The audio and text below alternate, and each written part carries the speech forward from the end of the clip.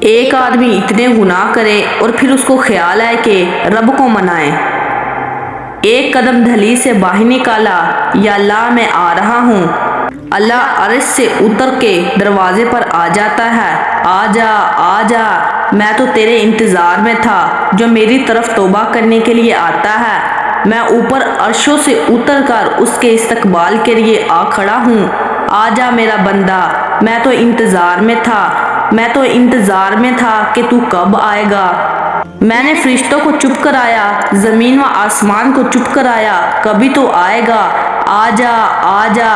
پہلے قدم پر سب معاف، نہ یہ کہتا ہے بڑھاپے میں کیوں آئے، نہ یہ کہتا ہے کہ اتنے کر کے کیوں آئے، نہ یہ کہتا ہے کہ تو نے دیر کیوں لگائی۔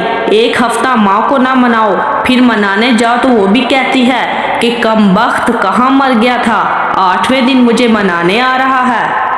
میرے رب کی تو سنو، میرے رب کی تو سنو، آج 8 دن نہیں 80 سال گزر گئے، 80 سال گزر گئے، پر یوں ایک قدم اٹھانے کی دیر تھی کہ اللہ کی رحمت نے مجھے تھوڑا سا آغوش میں لے لیا۔ آ جا آ جا، ہائے ایسا مہربان بھی کوئی ہے کیا؟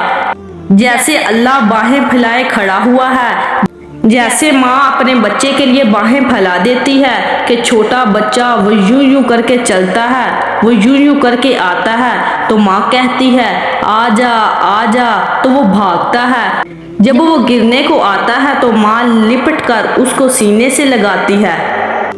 یہ آیت میرے سامنے یوں ہی آ جاتی ہے، آ جا میرا بندہ آ جا، تیرے رب کی باہیں تیرے لیے کھلی ہوئی ہیں، لوٹ آ، لوٹ تو مجھے راضی کر، میں فوراً راضی ہو جاؤں گا۔ ماں منت کرائے گی، باپ منت کرائے گا، میں تو منت بھی نہیں کراؤں گا، میں تو فوراً راضی ہو جاؤں گا۔